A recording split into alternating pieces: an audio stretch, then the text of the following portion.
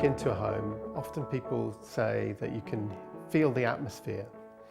And in many ways, that's the responsibility of the care home manager to help set the tone for what a place looks and feels like for the staff and for the people obviously who live in that home.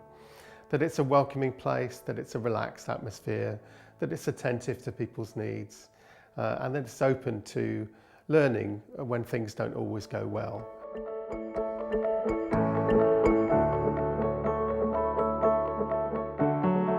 I think a positive culture is extremely important in an organisation, and I think that as a therapist, motivating and actually changing residents all the time really for the better, you want to be able to encourage and motivate other staff members to do the same within the team, and that's something which I like to feel is a very strong goal for me. So I engage with all other members of the team, support workers, nurses in some places, activities coordinators, garden therapists. I try to connect with them all to bring about this change really, which is really important if we don't do that. And I think coming from a hospital background in a big multidisciplinary team working situation, that team working is particularly important.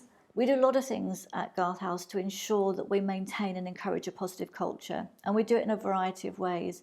So we celebrate success. If somebody is successful at gaining an award, for instance, gaining a qualification, we normally have a celebration. We make an award, we give them a cake or flowers. We've had a birthday celebration today. One of my carers has turned 25, so we've surprised him with a cake, a bottle of wine, we've sung happy birthday to him. That encourages positivity, it encourages motivation, it encourages a happy workforce. So we try to do things like that. We try to ensure honesty and transparency. So if we're doing something well, we celebrate it. If we're doing something not quite so well, we talk about it, and then we share that with everybody. And by doing that and not making a big deal of things, obviously when things go seriously, when we have to do the right reporting, we're accountable for that.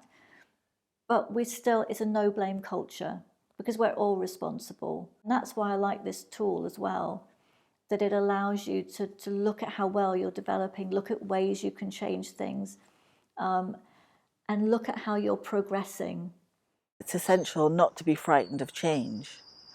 It's the only thing that keeps things moving, and if you take 2 steps forward and 3 back, at least by taking 3 steps back, you've got an opportunity to reflect and make sure that you can take further steps in order to move in the right direction. So even though the change could feel as if it's quite negative, you can usually create a positive out of that.